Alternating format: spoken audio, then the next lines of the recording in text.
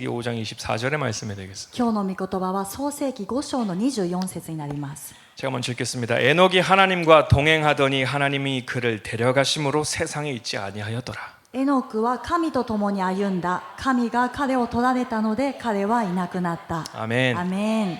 동행하더니 이 말씀을 주목해 주시길 바래요. 共に歩んだというところを注目してほしいと思います。 아멘. アメン。 말씀을 본격적으로 들어가기 전에 한 어떤 크리스찬의 실제 꿈에서 본 예화를 가지고 함께 말씀을 들어가기를 원합니다. このメッセージに本格的に入っていく前に、あるクリスチャンが実際に見た夢の話を通して、それを話してから入りたいと思います。 한 크리스찬이 꿈을 꿉니다. 一人のクリスチャンが夢を見ました。 그리고 내 앞에는 울타리가 있고 두 개의 밭이 나눠져 있어요. 自 울타리 分の 밭. 目の前にはフェンスがあって、で2つに土地が分かれていたんです。 오른쪽에는 예수님께서 그 밭에 계셨고요. 右側のその畑、土地にはイエス様がおられました。 그리고 빛이 가득한 밭이었습니다. で光が輝いているそういう土地だったんです。 그리고 왼쪽에 또 하나의 밭이 있었는데 거기에 사단이 있었어요. で左にはもう一つあって、そこにはサタンがいたんですね。 근데 사단과 함께 이 세상의 놀라운 축복들, 쾌락들이 다 거기 함께 같이 있었어요. でサタンと共にこの世の驚くべき、楽しみ、そして快楽、そういったすべてのものがそこの土地にあったんです。 본능적으로 예수님이 계신 곳으로 나아가야 되는 것은 알지만 この人は本能的にはイエス様がおられるところに行かなきゃいけないっていうのは分かっていました。 왼쪽에 있는 밭이 너무나도 매력적으로 보이는 거예요. 네, 뭐- 육체의 정욕, 안목의 정욕, 이생의 자랑들이 막 그럴 수 で 있습니다. も左側にある土地がですね、もう目の欲、肉の欲、暮らし向きの自慢で満たされていたので、とても魅力的に思えたんです。 갈등을 합니다. 葛藤しました。 지혜를 주소서. 主よ、知恵を与えてください。 뭐 지혜를 구할 것도 없죠. 그죠? 예수님께 나가면 되는데. 知恵を求める必要もない場面ですけれども、 근데 번뜩하고 장기가 생각이 났어요. でもその時悪知恵が働いたんです。 그래 내가 이쪽도 아니고 저쪽도 아니고 울타리 위에 앉아 있자. そうだ、右でもない左でもないフェンスの上に座ろうと。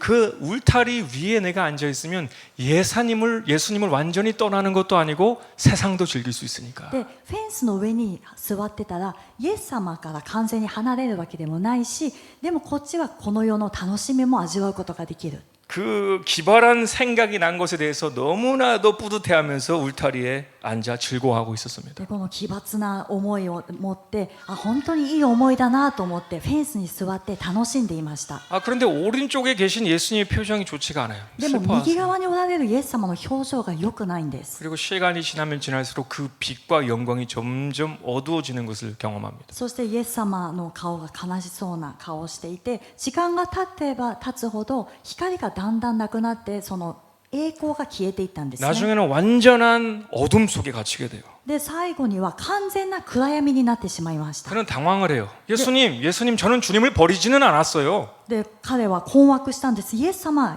私は主を見捨てたことではありません。 저는 여기 가운데 앉아 있잖아요, 예수님. イエス様、私今真ん中に座ってるんですよ。 다시 와주세요, 예수님. イエス様、もう一回戻ってきてください。 아무런 대답이 없습니다. 何の答えもなかったんです。 찌를 것 같은 그 어둠 속에서 이 왼쪽 귀에 가까운 곳에서 사단의 음성이 들려요. でこの暗闇の中でフェンスに今座ってますけども、左側から悪魔のささやきが聞こえました。 그리고 이 음성이 우리에게 아주 큰 충격을 주길 바라는 것은 でこのサタンのささやきが私たちにも大きな衝撃を与えてほしいと思っています。 사단이 말합니다. サタンが言います。 예수님은 다시 찾아오지 아니하실 거야. イエス様は再び戻ってこられないよと。 너는 꾀를 내서 울타리 위에 앉으면 될 거라고 생각했지? あなたは悪知恵を働かせてフェンスの上に座ればいいと思ったでしょう。 근데 미안해서 어쩌나. でもどうしよう、ごめんなさいねと。 이 울타리까지가 내 영역이야. このフェンスまでもが私の領域だったんだよ。 이 울타리까지가 나의 영역이야. フェンスまでが私の領域だったんだよと。 이 사단의 말을 잘 기억하시길 바래요. この悪魔のささやきを覚えなくてはなりません。 사단과 세상과 예수님, 천국과 지옥에는 중간 지역이 없어요. この世とイエス様、そして天国と地獄には中間地点というものはありません。 아멘. アメン。 우리 현대 크리스천들에게 이것은 선사하는 바가 커요. この現代のクリスチャンにはこれはとても重要視しなければならない問題 왜냐하면 です。 본인은 되게 꾀를 내서 지금 그 가운데 앉아 있다라고 지금 생각을 해요. なぜならほとんどのクリスチャンは悪知恵を働かせて賢いかのように今真ん中で座っていると思っているんです、 그래서 ね、 천국은 가되 天国には行けると。 이 땅에서 누릴 건 다 누리고자 하는 삶을 살려고 하는 거예요. でもこの地上で享受できるものは全部享受して生きていきたい。 여러분 마음속에 분명하게 말씀드립니다. 皆さんの心の中に明確にこれは語りたいと思います。 그 중간 지역 울타리는 사단의 영역이에요. 고노- 덫이에요. 빠지지 마세요. この中間地点フェンスは悪魔サタンの領域なんですね。この騙されてはなりません。 사단의 완화입니다, 여러분. これは悪魔の罠なんです。 주님에게는 항상 둘 중 하나예요. 가운데가 없어요. 主はいつも右か左、真ん中というのはありません。 요한계시록 3장 15절 16절 말씀 보겠습니다. 黙示録の3章の15、16節。 내가 너의 행위를 아노니 네가 차지도 아니하고 더없지도 아니하도다. 네가 차든지 더없든지 하기를 원하노라. 私はあなたの行いを知っている。あなたは冷たくもなく熱くもない。私はむしろあなたが冷たいか熱いかであってほしい。 이같이 미지근하여 너희가 울타리에 앉아 있어서 더웁지도 아니하고 차지도 아니하니 내 입의 선호를 토하여 내치리라. 16節。このようにあなたは生ぬるく熱くも冷たくもないので私の口からあなたを吐き出そう。あなた方がフェンスのところに座っているから生ぬるいから吐き出してしまうというそういう御言葉です。 아멘. アメン。 여러분이 두 마음이 싸우는 것은 이해가 돼요. 왜냐하면 누구나 그 마음이 있기 때문이에요. 皆さんがこの2つの心が戦っているというのは理解ができます。誰にでもこの2つの心っていうのはあるからです。 그러나 진리는 변함이 없습니다. しかし真理にはこれは変化がありません。 우리는 둘 다 가질 수 없습니다. 私たちは2つとも手に入れることはできないんです。 반드시 하나만을 선택할 수가 있어요. 必ず1つだけを選択することができます。 아멘. アメン。 제가 메신저가 되면서 여러 가지 것을 경험하게 되는데 私がメッセージを伝えるものになってからいろんなことを経験するようになりました。 하나님의 말씀을 전하면 전할수록 그 마음 속에 있는 것들이 보여지게 돼요. 神様の御言葉を伝 어떤 えれ 반응을 ば 하는지 알게 돼요. 伝えるほど 말에서가 その 아니라 心の中のものが見えるようになってくるんですね。どういう反応かっていうのが見えてくるんです。 그래서 제가 가끔씩 유튜브에 저 얼굴을 보면 되게 일그러져 있어요. それでたまにYouTube を通して自分のメッセージしてる顔を見るとすごい顔してるなって。 근데 유튜브로만 저를 보시는 분들은 저에 대해서 되게 오해할 것 같아요. だから YouTube を通してのみ私を知っている方は私を多分誤解してると思うんですね。 우리 성도님들이 거기에 댓글을 좀 달아주셨으면 あ 좋겠습니다. の 그런 분 皆さん 아니에요. うちの教会の信徒の方がコメントしていただけたら嬉しいと思います。あんま怖い方じゃないですよと。 왜냐하면 이렇게 하나님의 말씀을 전하다 보면은 큰 벽이 있는 것을 느껴요. なぜかというと 답답해져요. 神様の御言葉、生きた御言葉を伝えていると大きな壁があるように感じることがあってすごくもどかしいなと思う時がありま 그래서 す。 하나님의 마음이 전달이 되면서 나도 막 답답해지는 거예요. 神様の御心が伝わってきて私も同じようにもどかしさを感じることがあるんです。 아멘. アメン。 그래서 메신저들이 많이 웃을 수 있게끔 활짝 열린 마음으로 주님 앞에 나가길 바랍니다. ですから皆さんもメッセンジャーたちが笑って語れるように心開かれた心でここに座って出てきてください。 아멘. 아멘. 우리는 절대로 설탕 발린 메시지를 전하지 않을 거기 때문이에요. 私たちは 달콤한 決 메시지. してもう甘ったるいこの蜂蜜のようなそういうメッセージだけを語るメッセンジャーではありません。 반드시 사람을 살리는 메시지를 여러분이 좋아하시든 좋아하시지 않든 전할 거예요. それは皆さんが好もうが好まなくても私たちは必ず人を生かすメッセージを伝えていきます。 아멘. アメン。 이렇게 죄에 피 흘리기까지 싸워야 한다는 메시지를 전하게 될 때 마음속에 생각들이 전달이 돼요. このように本当に血を流すまで罪と戦わなくてはならないというメッセージを伝えるときには心の中に思いがやってくるんですね。 이렇게 어떻게 살아요? 어떻게 말씀을 다 지키면서 살아요? 皆さんの反応の中にはこういうのがあるかもしれません。どうやってそうやって生きていくんですか？全部の御言葉を守って生きていくのはどうやってできるんです 죄와 か？ 싸우려고 해봤는데 너무 힘들어요. 불가능해요. 罪と戦おうとしてみたんですけれどもあまりにも辛いです。難しいです。不可能です。 그것은 이론적인 거라고 저는 생각해요. それは理論的なものだと思いますと。 사실은 아닙니다. でも皆さん決してそうではありません。 그래서 여러분은 하나님의 말씀을 어떻게 마음속으로 품고 살아가는 사람인가를 그 주위의 사람 중에서 하나님의 말씀을 즐기는 사람과 동행을 해야 돼요. ですから皆さんの周りと付き合う時にも交わる時にも神様の御言葉を心に抱いてそれを楽しみとして糧として生きていく人の周りにいなくてはなりません。 왜냐면 그런 사람들이 있기 때문이에요. なぜなら本当にそういう人がいるからです。 다 나와 똑같다라고 생각하지 마세요. 그렇지 않아요. みんな自分のように罪の誘惑にいつも負けてるんだ。全然そんなことはないんですね。そうじゃない人もいます。 왜 내가 싸우지도 않고 이미 졌는가? なぜ私は戦ってもいないままですでに負けてしまったのか。 주님이 메시지를 전할 때 주시는 이 계시는 무엇이냐면 主がメッセージを語るときに与えてくださる啓示は何かというと 이미 죄를 이기고자 하는 마음이 없다라는 거예요. 그냥 울타리 가운데 앉으려고 한다라는 거예요. すでに罪に打ち勝とうという心がないということなんですね。もうすでにフェンスの上に座っているということ 자꾸 です。 장기를 쓰려고 해요. 천국을 가려고 하면서 세상도 즐기려고 하고. ずっと天国には行きたい、でもこの世も楽しみたいというふうに悪知恵を働かせようとしています。 하나님은 반드시 우리를 주님의 곳으로 부르신다라는 사실 여러분 꼭 기억하시기 바랍니다. 神様は必ず私たちを主のところに呼んでくださるということを皆さん必ず心に留めてください。 아멘. アメン。 모든 사람이 죄에 지는 것이 아니요 승리하는 사람들이 있어요. すべての人が罪に任されるのではなくて勝利する人がいるんです。 아멘. アメン。 제가 오늘 메시지를 위해서 이 천국에 대해서 깊이 묵상을 하다가 私が今日のメッセージを準備しながら天国について深く黙想していました。 누가 천국을 들어가게 되는가를 묵상할 때 여러 가지 우리가 이미 아는 정보들이 있잖아요. 誰が天国に入ることができるのかということを黙想しているときに私たちがすでに知っている情報がたくさんあります。 그래 믿음의 사람들이 천국으로 가지. そうだ、信仰の人が天国に行くんだと。 거룩함을 추구하는 사람들이 가지. 清さを追い求める人が天国に行くんだ。 하나님 나라 소망을 끝까지 가지고 가는 사람이 가지. 天の御国の望みを最後まで抱いている人が行くんだ。 하나님을 사랑하고 또 경외하는 사람들이 가는 곳이 천국이지. 神様を愛しまた恐れる人が行く場所、それが天国だ。 이렇게 많은 정보들이 저를 막 압도하고 있을 때 주님께서 주시는 마음이 뭐냐면 このように多くの情報が私にこう注がれているときに主が与えてくださる心が何だったかというと 더 시초로 들어가라는 거예요. 最初に初めに戻りなさい。 천국을 가는 사람들이 더 시초적으로 어떤 태도와 자세와 마음을 가지고 있는지를 보라라는 거예요. 시초로 들어가라. 天国に行く人がどういう心構え、心の態度を持っているか、初めの部分の初めに戻りなさい。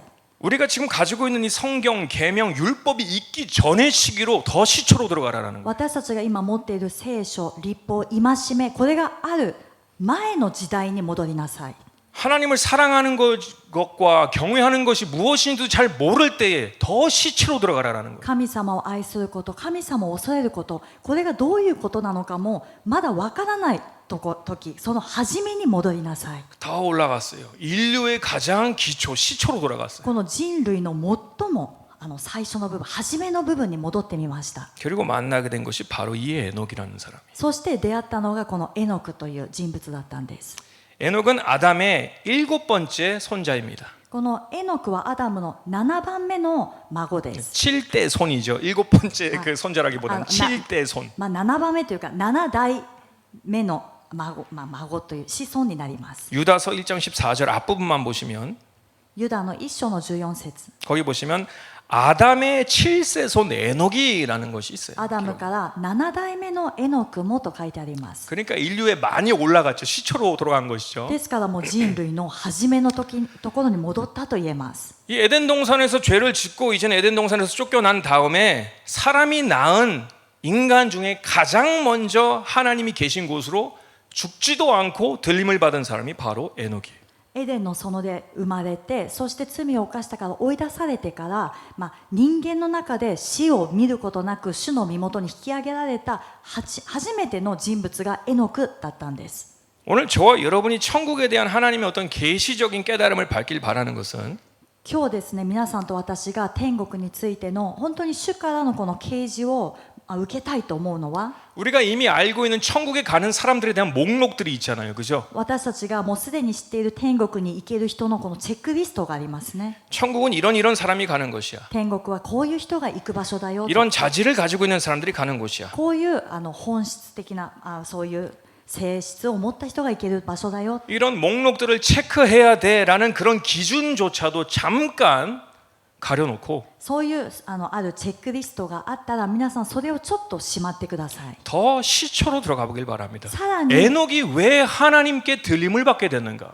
さらに初めに戻りたいと思います。エノクがなぜ引き上げられたのか。 그리고 그것에 궁극적인 답이 있어요. そしてここには答えがあるんですね。 아멘. アメン。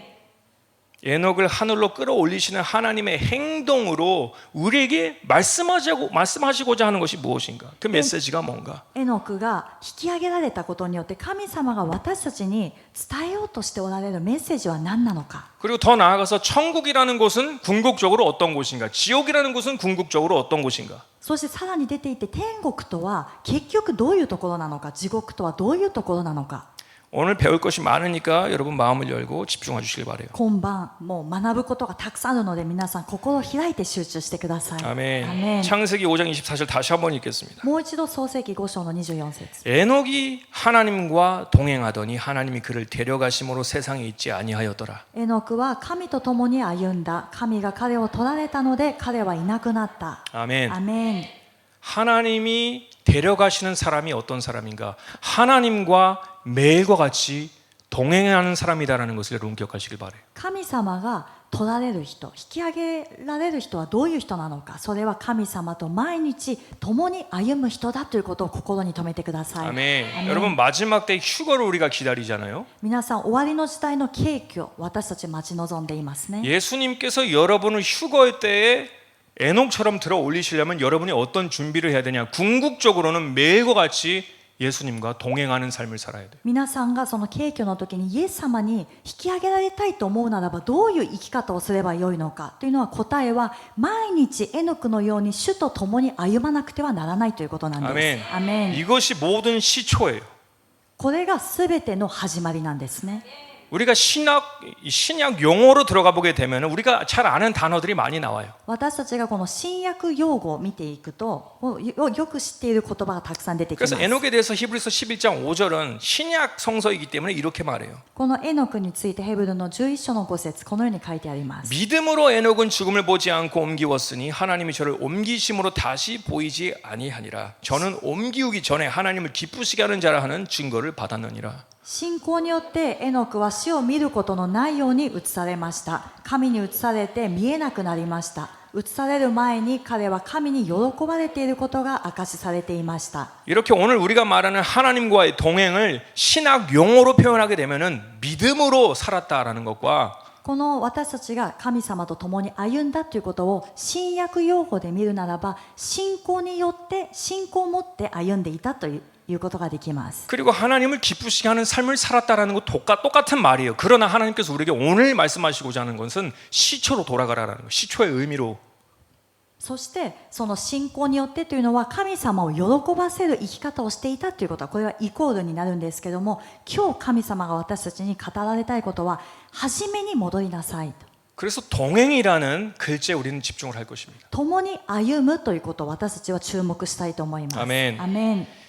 제가 영어 성경을 쫙 다 살펴봤어요. 私が英語の聖書をもうほとんど全部見てみまし 그리고 た。 원문도 다 살펴봤어요. そして言語も見てみたんです。 그리고 이 동행이라는 단어에 우리에게 주시고자 하시는 그 섬세한 정보가 없는가 한번 쫙 찾아봤어요. 共に歩むということを私たちに与えようとしておられるそのメッセージがそこに隠されていないかということをですね詳しく見てみたんです、ね。 그리고 하나님께서 왜 시초로 돌아가라고 하셨는가를 그때 알게 됐는데 어떤 단어가 나오냐면 fellowship이 나와요. 하나님과 교제하였다. そしてこのある単語を見つけて私がなぜ主が初めに戻りなさいと言われたのかということが分かったのがフェローシップ、その交わりという単語が出てきたんです。 하나님과 매일 fellowship and communion, 하나님과 교제와 사귐을 가지는 사람이었다라는 것이에요. それは共に歩むというのは毎日神様と交わりをして生きるというそういう意味になるんです。 아멘. アメン。 하나님께서 우리 인간을 왜 창조하신 줄 아세요? 시초로 돌아가 보면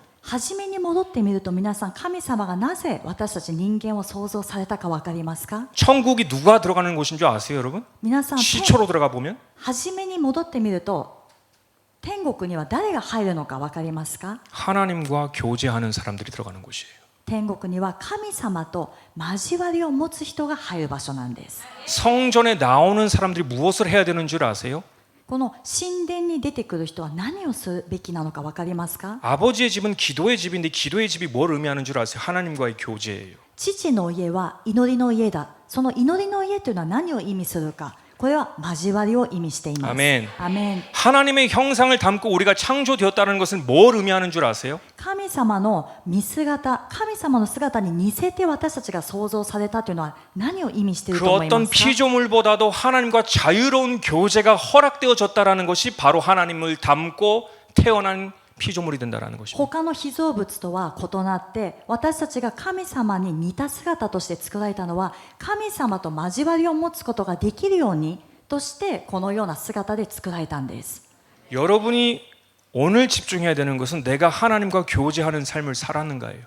皆さんが今日集中しなきゃいけない部分は私は神様と交わりを持ちながら生きているのか。 왜냐하면 하나님은 여러분에게 마음을 열심히 두드리고 계시기 때문입니다. なぜなら神様は皆さんの心の戸を一生懸命叩いておられるからです。 요한계시록 3장 20절을 보시면 黙示録の3章の20節 볼지어다 내가 문 밖에 서서 두드리노니 누구든지 내 음성을 듣고 문을 열면 내가 그에게로 들어가 그로 더불어 먹고 그는 나로 더불어 먹으리라. 見よ私は戸の外に立って叩く誰でも私の声を聞いて戸を開けるなら私は彼のところに入って彼と共に食事をし彼も私と共に食事をする。 아멘. アメン。 여러분 절대로 하나님이 우리 인간을 필요로 하신다라고 생각하지 마세요. 어떤 예배의 도구로 우리를 필요로 하신다라고 생각하지 마세요. 皆さん決して神様が私たちを必要としているある礼拝の道具として必要としているっていうのは決してそのように考えてはなりません。 어떤 천사와 같이 하나님께 영광을 돌려야 할 어떤 피조물로서 우리를 만드신 것이 아니에요. もう天使御使いのように神様に栄光を捧げるその道具としてですね使っているというふうに思ってはなりません。 하나님은 절대로 우리 인간을 필요로 하지 않으세요. 필요로 하는 것은 사단이에요. 神様は決して私たち人間を必要とはしておられないんですね。私たちを必要としているのは悪魔です。 그래서 사단은 우리에게 물어보지도 않고 우리 집에 들어오려고 해요. だから悪魔は私たちの許可なしに私たちの家に入ろうとしてきます。 하나님은 우리에게 인격적으로 교제를 하기 위해서 두드린다는 사실 여러분 꼭 기억하시기 바랍니다. 神様は私たちの心に入るために人格的に戸を叩いてくださるということを皆さんこれを覚えてください。 왜?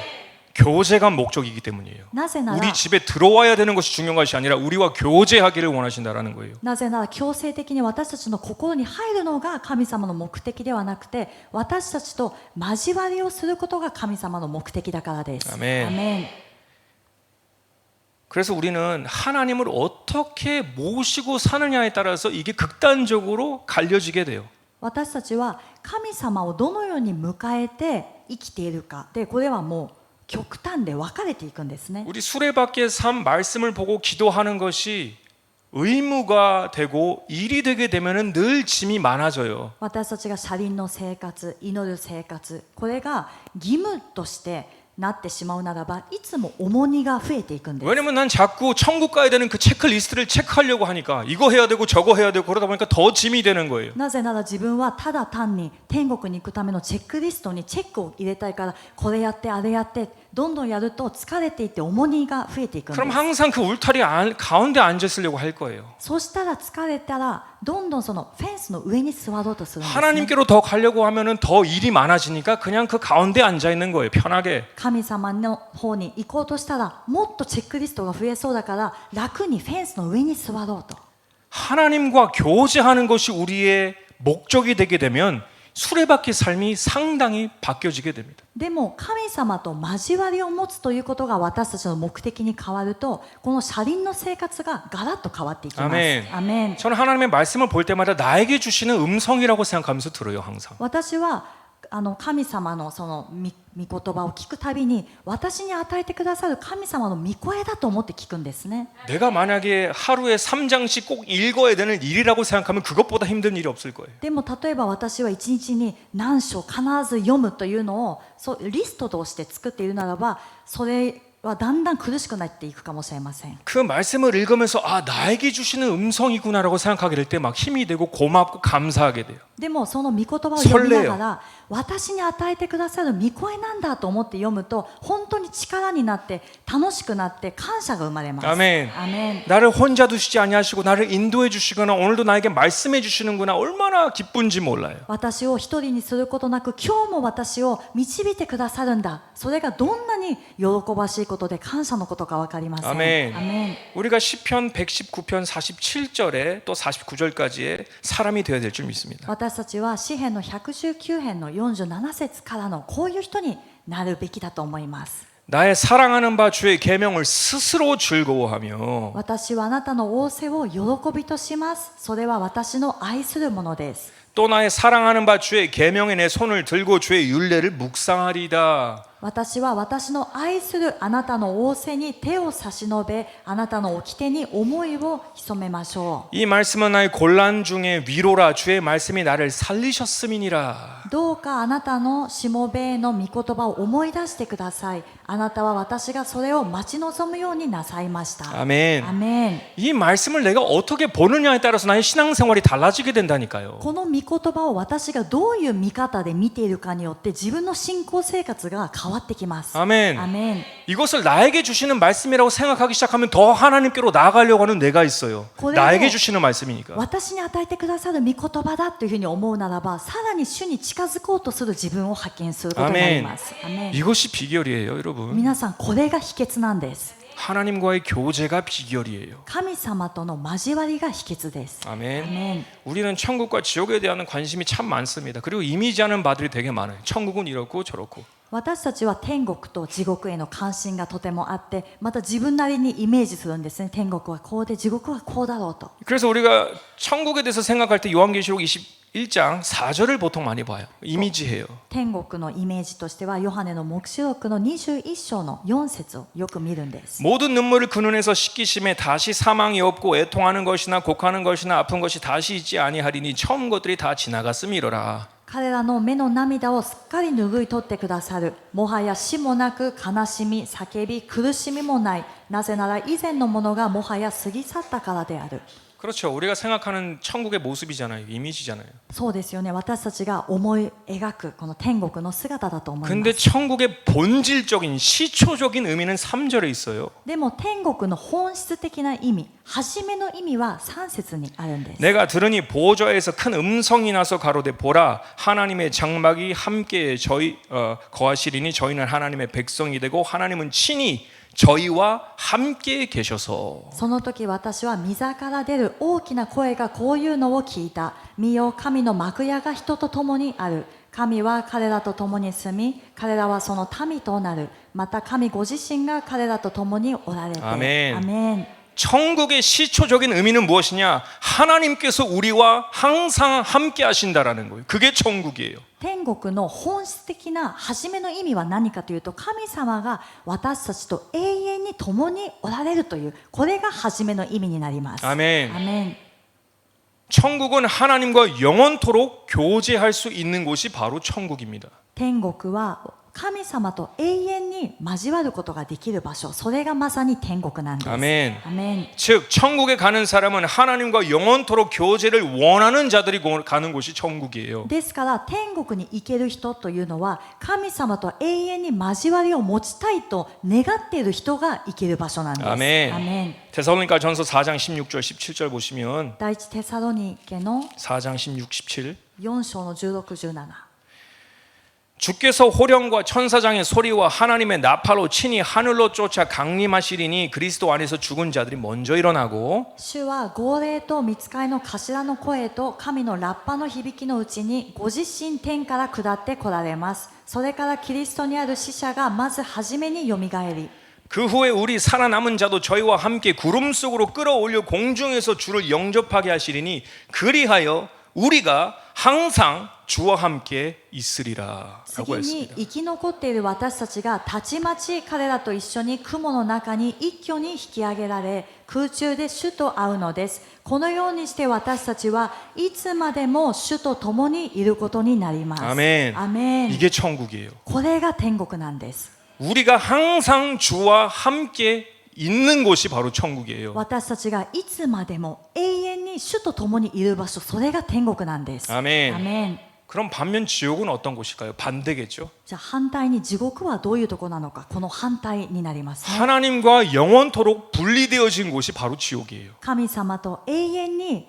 離される、分離されるところが地獄になります。アメン。アメン。 즉 누가 지옥에 가는가? 하나님과 교제를 원하지 않는 자들이 가는 곳이 지옥이에요. じゃあ誰が地獄に行くのか、神様との交わりを望んでいない、求めていない人が行く場所が地獄になります。 아멘. アメン。 마태복음 25장 41절. マタイの25章の41。 또 왼편에 있는 자들에게 이르시되 저주를 받은 자들아 나를 떠나 마귀와 그 사자들을 위하여 예비된 영영한 불에 들어가라. それから王はまたその左にいる者たちに言います。呪われた者ども、私から離れて悪魔とその使いたちのために用意された永遠の火に入れ。 하나님과 영원토록 분리되는 것이에요. 神様と永遠に 나를 離された。 떠나서. 私から離れていけと。 아멘. アメン。 데살로니가 후서 1장 8절 9절. 데살로니가 후서 1장 8절에서 9절. 第二テサロニケの一章の8節。 하나님을 모르는 자들과 우리 주 예수의 복음을 복종치 않는 자들에게 형벌을 주시리니 その時主は神を知らない人々や私たちの主イエスの福音に従わない人々に報復されます。 9절 이런 자들이 주의 얼굴과 그의 힘의 영광을 떠나 영원한 멸망의 형벌을 받으리로다. そのような人々は主の御顔の前とその道からの栄光から退けられて永遠の滅びの刑罰を受けるのです。 주의 얼굴과 그의 힘의 영광을 떠나서 분리되어지게 된다. その主の御顔と道からの栄光から退けられる、分離されると書いてあるんです。 아멘. アメン。 제가 하나님께서 우리에게 가장 원하시는 것이 이 교제였다라는 것을 다시 한번 주목하게 되면서 이 에덴 동산을 재조명하게 되었어요. 私は神様が私たちに最も求めておられるものが私たちとの交わりであるということを悟ってからもう一度エデンの園を黙想しました。 그리고 이 말씀을 보면서 눈물이 날 정도로 인간을 대표해서 하나님께 죄송한 그런 장면들이 막 보여지더라고요. そしてこの場面を黙想しながら本当に涙が出るくらい人間を代表してでも主に申し訳ないですと言いたいようなそういう場面を見せてくださったんです。 하나님은 우리를 항상 주님과 자유롭게 교제할 수 있도록 우리를 만드셨는데 神様はいつも私たち人間が主と自由に交わりを持つことができるように創造してくださったのに 그래서 다른 모든 창조물들은 천사가 됐든 누가 됐든 하나님의 명령이 있어야지 허락함이 있어야지 주님 앞에 나올 수가 있어요. そして他の被造物は御使いであれ何であれ神様の許可があるときに神様の御前に出ることができます。 아무나 하나님 앞에 나올 수가 있는 것이 아니에요. だから誰でもみんなが好きなときに神様の御前に行けるわけじゃなかったんです。 근데 우리 인간만큼은 자유롭게 하나님 앞에 나올 수가 있었다라는 거예요. でもその時私たち人間は自由に神様の御前に行くことができたんですね。 아멘. アメン。 창세기 2장을 보시면 하나님과 아담의 이 자유로운 교제와 나눔을 볼 수가 있어요. 創世記の2章を見ると神様とアダムのこの自由な交わりを見ることができます。 아담은 하나님을 눈으로 보고 대화를 합니다. アダムは神様を目で見てまた会話をします。 그리고 심지어 그 교제가 얼마나 실질적이었으면 믿기 힘든 장면이지만 19절을 보시면 その交わりがですね、どれほどリアルなものだったのか、もう信じがたいですけども19節を見ると 읽겠습니다. 여호와 하나님이 흙으로 각종 들짐승과 공중의 각종 새를 지으시고 아담이 어떻게 이름을 짓나 보시려고 그것을 아담에게로 이끌어 이르시니 아담이 각 생물을 일컫는 바가 곧 그 이름이라. 神である主は土からあらゆる野の獣とあらゆる空の鳥を形作り、それにどんな名を彼がつけるかを見るために人のところに連れてこられた。人が生き物につける名は皆それがその名となった。 아멘. 아멘. 하나님께서 짐승들을 만드셔서 끌고 아담에게 가시는 거예요. 神様が獣を作られてそれを連れてアダムのもとに連れてったんですね。 그리고 아담이 그 동물을 어떻게 이름 지을까를 의견을 물어보시는 거예요. それでアダムにこの動物の名前何にするというふうに意見を聞かれるわけであります。 제가 한번 재현을 해볼게요. ちょっと再現してみましょうか。 왕 하는 소리가 들려.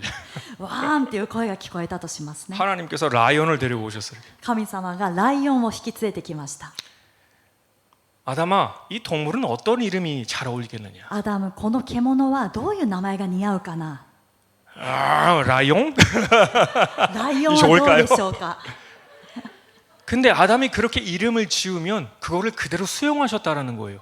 잘했어. 좋은 이름이야. でもアダムがそのようにライオンはどうでしょうかと言ったら神様がいいねその名前にしようと言ってそのまま受け入れてくださったんです 이 ね。 교제의 관계를 보시다라는 거예요, 지금 ですから 여러분은. 皆さんは今この交わりの場面を見てほしいと思います。 단순한 창조주와 피조물의 사이가 아니라 これは単なる創造主と被造物のそういう関係ではなくて 항상 함께 동행하고 모든 것을 함께 나누고 교제하는 존중하는 그런 사이였다라는 거예요. いつも共におられていつも一緒に何かをしてそして共有するようなこういう関係だったんです。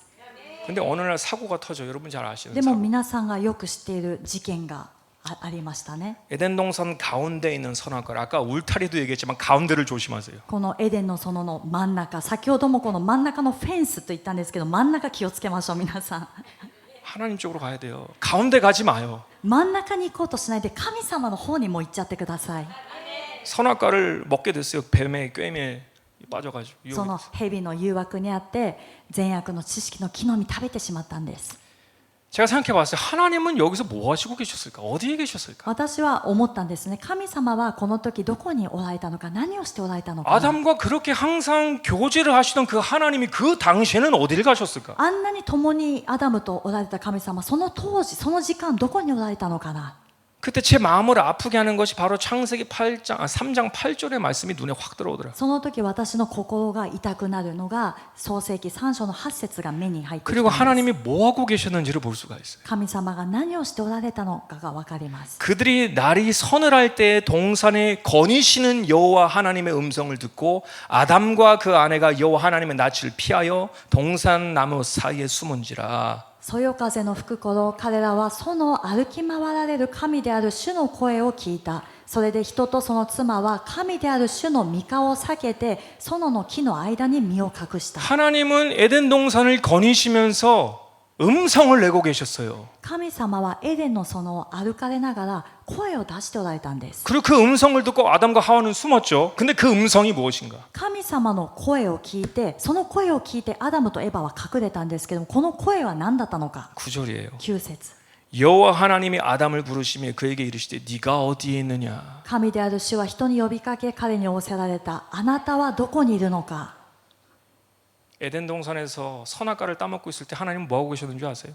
皆さんエデンの園でアダムたちがこの木の実を食べている時神様は何をしておられたと思いますか。 하나님은 아담을 찾고 계셨어요. 神様はアダムを探しておられたんです。 아담아 어디 있느냐 어디 있느냐. アダムよどこにいるのか。 근데 중요한 것은 우리가 오해가 없어야 되는 것은 하나님께서 아담이 물리적인 모습이 어디 있는지 몰라서 못 찾으신 것이 아니에요. でも重要なことは私たちが知らなくてはならないのは神様が物理的にアダムの居場所が分からなくて聞いていることではなかったんですね。 하나님이 어떻게 아담이 물리적으로 어디 있는지 어떻게 모르시겠어요? 하나님께서는 다 아시는데. 神様は全部を知っておられる見ておられる方なので物理的にアダムが今どこに隠れているのかが分からなくて聞いているのではなかったんで 제 す。 마음이 왜 찢어지듯이 아팠냐면 私の心が引き裂かれるようなその痛みは何だったのかというと 하나님께서 찾으시는 아담은 물리적인 아담을 말하는 것이 아니라 神様が今探しておられるアダムは物理的にどこにいるのかというアダムではなくて 관계성의 질문이에요. この関係性の質問だったんです。 아멘. アメン。 늘 나와 동행하고 함께 대화하고 나와 함께 하였던 그 아담이 어디로 갔느냐라는 거예요. 今までいつも私と共に歩み私と共に会話をしていたそのアダムは今どこにいるのか。 그 아담을 애타게 찾고 계셨다라는 사실입니다, そ 여러분. のアダムを神様は心痛い状態で探しておられたんです。 아멘. アメン。 천국은 하나님과의 모든 것이 관계예요. 다른 게 아니에요. 관계. 天国は他のものではない神様との関係なんですね。関係なんです。 하늘에서 하나님께서 우리를 찾으신다는 것은 하나님과 나의 관계가 지금 안 좋다는 얘기예요. でも天国で今もし私たちをどこにいるのかって探しているということは今神様と私たちの関係が正しくないということを指しています。 이해가 되십니까? どういう意味か分かりますか。 그때 마음이 너무 아프더라고요. その時本当に心が痛かったんです。 항상 내 옆에 있었던 아담이 어디 갔어? いつも私と共にいた横にいたアダムどこにいるのか。 날이 서늘해질 때 이제는 밤이 찾아올 때까지 계속 그 아담을 찾고 계시는 거예요. そよ風が吹く頃、だんだん暗くなってくる時に、見えなくなる時にずっとそのアダムを探し捉えたんです。 이것이 아담의만의 얘기일까요? これが果たしてアダムだけの話でしょうか。 하나님과의 첫사랑 속에서 하나님을 만나서 기뻐하고 사랑하고 그 즐거워했던 여러분들, 神様との初めの愛の中で神様を初めて見つけた時にあんなに喜んで感謝してもう嬉しかったその時の皆さんが 이제는 너무나 미지근해진 형식적으로 나오는 今はあまりにも形式的になってそして生ぬるくなってしまった。 자란 한번 보자라는 그 마음. そしてちょっと神様の動きを見てみようじゃないか、こういう心。 그런 여러분에게 하나님은 지금도 여러분을 찾고 계세요. そういう皆さんに神様は今も皆さんを探しておられます。 현웅아 어디 있느냐? 自分の名前をですね呼んで、〇〇よどこにいるのか、 아무개 어디 있느냐? 何々よどこにいるのか、 나와 항상 함께하던 너야 어디 있느냐? 私とずっと一緒にいたあなたは今どこにいるのか、 왜 그 위험한 동산 중간에 있는 것이냐? なぜこの危ない園の中央にいるのか、 나와 세상 사이에서 위험천만한 울타리 가운데 왜 앉아 있는 것이냐? 私とこの世の間にいる危ないフェンスの上になぜあなたは座っているのか。 사실 선악과를 먹게 된 것은 결말이에요, 여러분. 皆さん正直この知識の木の実を食べてしまった、これはもう結末になってしまい 우리가 ます。 하나님의 말씀을 잘 성령 안에서 깊이 파고들게 되면은 私たちが神様の御言葉を聖霊様の中で深く入っていくようになると、 그 가장 큰 문제의 시초는 하나님과 동행해야 할 아담이 자리를 떠났다라는 것이 문제의 시작이 됩니다. その一番その問題の根本、初めの部分は神様と共にいなきゃならなかったはずのアダムが神様から離れたというところが問題だったんです。 아멘. アメン。 말씀을 마치겠습니다. この御言葉を終えたいと思います。 여러분 더 이상 하나님이 여러분을 찾아다니게 하지 마시길 바래요. 皆さんもうこれ以上神様が皆さんを探し回るようにはしないでください。 중간에서 어떻게 조금 이 정도면 천국 들어갈 수 있겠지? 자꾸 그쪽으로 가지 마세요. 거긴 사단의 영역이에요. フェンスの方に近づきながらこのくらいだったらギリギリ天国に行けるかなという悪知恵はもう働かせないでください。そこはすでに悪魔の領域になってしまいます。 천국과 지옥 사이에 중간 지역이라는 것이 없듯이 天国と地獄の間、この中間地点が存在しないように、 예수님과 세상이라는 사이의 중간 지역이라는 것은 애초부터 없습니다. 最初か 빠져나오셔야 ら 돼요. 初めからイエス様とこの世の中間地点というものは存在しないんです。 네. アメン。 우리가 집중해야 되는 것은 이 땅에서부터 하나님과 매일매일 교제할 수 있어야 돼요. 私たちが集中しなきゃいけないのはこの地上にいる間も毎日毎日神様と交わらなくてはなりません。 하나님의 말씀을 교제라고 생각하게 하다 보면은 그 말씀이 내가 어디를 가든지 생각이 나요. 神様の御言 나에게 葉を 말씀하시는 걸 알아. 交わりだというふうに思って捉えてみるならば、私たちがどこに行ってもこの御言葉が思い出されるんですね。神様からの御声だ、交わりだと思うことができます。 이것을 자꾸 숙제로 생각하지 마세요. だから皆さんこれを課題だと思わないでください。 그러면 중간 이상을 갈 수가 없어요. 교제로 생각하지 않으면. この交わりだというふうに捉えないならば、この課題だと思っている限り私たちはその中間地点から離れることができないんです。 아멘. アメン。 오늘도 제 얼굴이 조금 일그러졌나요? 죄송합니다. 多分今日もですね映像を見ると私の顔がしかめっ面になってるんじゃないかなと思う。 저는 기쁘게 전하고 싶어요. 私は本当は笑顔で伝えたいなと思 지금 い 이 ます。 순간에도 벽이 느껴져요. でも今この時間でも大きな壁というのは感じられます。 에덴 동산은 기쁨의 정원이라는 의미가 있습니다. エデンの園は喜びの庭園、庭という意味があるんです。 하나님과 교제할 수 있는 사람만이 그 기쁨이 어떤 기쁨인지 알게 돼요. 神様と交わりをすることができる人のみこの喜びがどういう喜びなのかを知るんですね。 에녹처럼 주님께서 오실 때 들림을 받으시는 매일과 같이 주님과 교제하는 저와 여러분 되시길 축복합니다. エノクのように主が来られる時に引き上げられる毎日のように毎日主と交わりをする皆さんと私になるように主の皆で祝福いたします。アメン。 アメン。 우리같이 기도하시겠습니다. お祈りします。